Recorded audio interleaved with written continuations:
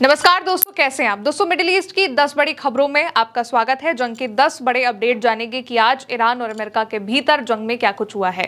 पहली बड़ी खबर पर नजर डालते हैं। अमेरिका के हमलों में जास में मौजूद डिसलिनेशन प्लांट यानी कि समंदर के पानी को पीने लायक बनाने वाला जो प्लांट है वो नष्ट हो गया है, जिससे 20 गांव के पीने के पानी की सप्लाई जो है वो बंद हो गई है।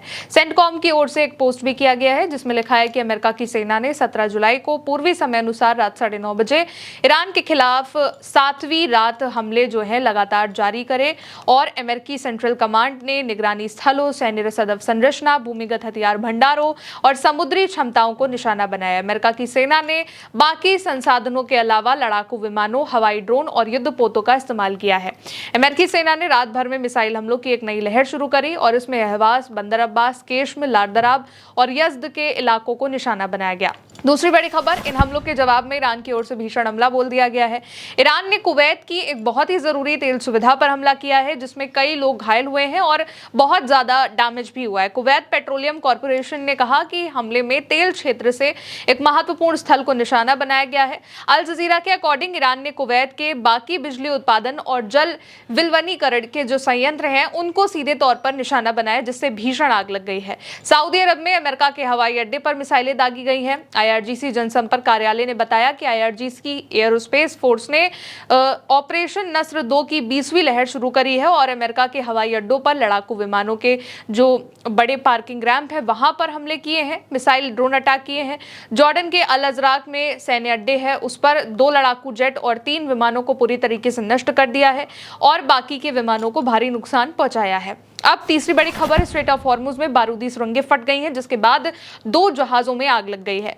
आईआरजीसी ईरान के इस्लामिक रेवोल्यूशनरी गार्ड कॉर्प्स का दावा है कि अंतर्राष्ट्रीय जलमार्ग यानी कि स्ट्रेट ऑफ हॉर्मुज में बिछाई गई जो बारूदी सुरंगें हैं, माइंस हैं, उनसे टकराने के बाद हॉर्मुज में 2 तेल टैंकरों में भयानक विस्फोट हो गया है और ये ईरान की जो बिछाई गई समुद्री माइंस हैं उनके टकराने से हुआ है।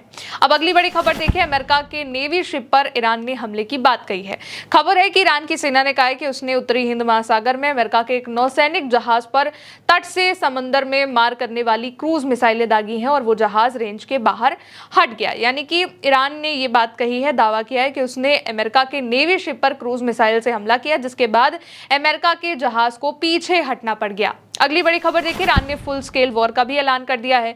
ईरान के नेतृत्व के वरिष्ठ सैन्य सलाहकार मेजर जनरल मोहसिन रेजाई ने चेतावनी दी कि अगर अमेरिका आने वाले दिनों में अपनी बमबारी जारी रखता है तो ईरान फुल स्केल वॉर शुरू करेगा। आईआरजीसी द्वारा प्रसारित यह चेतावनी है और लगातार जो मिडिल ईस्ट में हालात बिगड़ रहे हैं उसको लेकर के अब ईरान का जो रुख है उसके बारे में बताता है।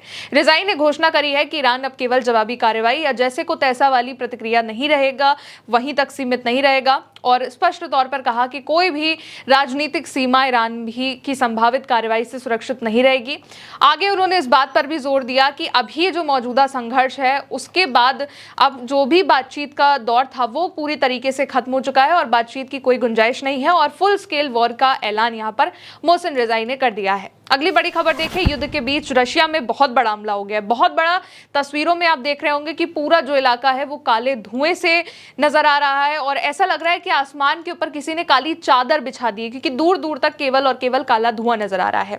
असल में दोस्तों, आज सुबह यूक्रेन के ड्रोन हमलों में मॉस्को ऑयल रिफाइनरी पर भयंकर हमला हुआ और हमले के बाद रूस के मॉस्को शहर के ऊपर आसमान में जो प्रलयकारी काला रंग है वो छा गया, जिससे जो पूरा इलाका है वो घने काले धुएं से ढक गया है। यूक्रेन द्वारा रूस पर यह किया गया भीषण हमलों में से एक है। पूरा जो आसमान है मॉस्को का वो काले घने बादल से गिर गया है और मॉस्को ऑयल रिफाइनरी पर जो अटैक हुआ उसके बाद का ये नजारा है। अगली बड़ी खबर देखिए, ईरान ने मिडिल ईस्ट के भीतर सेना उतारने का ऐलान कर दिया है। ईरानी संसद की राष्ट्रीय सुरक्षा और विदेश नीति समिति के सदस्य अहमद बख्यायेश अर्देस्तानी ने कहा है कि ईरानी सेना 2 खाड़ी देशों को निशाना बनाकर जवाबी कार्रवाई कर सकती है। यहाँ पर अमेरिका की सेना की भारी मौजूदगी है, यानी कि उन जगहों पर हमला करने की बात कही है जहां पर अमेरिका अमेरिका की सेना ज्यादा संख्या में है। आगे उन्होंने कहा ईरानी मीडिया से कि अगर अमेरिका ईरान में अपनी सेना भेजता है, ग्राउंड ऑपरेशन शुरू करता है, तो हम कुवैत और बहरीन पर जमीनी हमला कर सकते हैं। अर्देस्तानी ने खाड़ी में ईरान के प्रमुख तेल निर्यात केंद्र खर्ग आइलैंड को लेकर के अमेरिका ने जो धमकी दी है उसको लेकर भी कहा कि अमेरिका की सेना अस्थायी तौर पर इस आइलैंड पर कब्जा तो कर सकती है, लेकिन उसे अपने कब्जे में नहीं रख सकती है, क्योंकि ये ईरानी मिसाइलों की मारक क्षमता के अंदर आता है और ईरान कभी भी अमेरिका के ट्रूप्स पर यहां पर मिसाइल मारकर उन्हें भगा भी सकता है। अगली बड़ी खबर देखिए, ईरान ने अमेरिका का एयरक्राफ्ट फोड़ डाला है। ईरान के इस्लामिक रेवोल्यूशनरी गार्ड कॉर्प्स ने देर रात कहा कि उसने दक्षिणी ईरान प्रांत जो है बुशहर, उसके ऊपर अमेरिका का MQ-9 रीपर ड्रोन उसको मार गिराया है।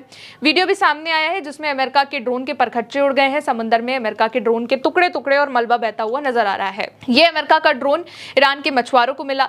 यह अमेरिका का जो है दोस्तों खतरनाक और सीक्रेट लूकस ड्रोन है, जो कि ईरान के ही शाहिद 136 ड्रोन का कॉपी है। ईरान की जो सेना है IRGC, उसने कहा है कि ये जो ड्रोन है वो क्रैश नहीं हुआ है, बल्कि इलाके में अमेरिका की जो एयर स्ट्राइक चल रही थी उसके बाद ईरान ने जो डिफेंस सिस्टम शुरू किया उसमें ये ड्रोन मार गिराया गया है, जो कि अमेरिका का लूकस ड्रोन है।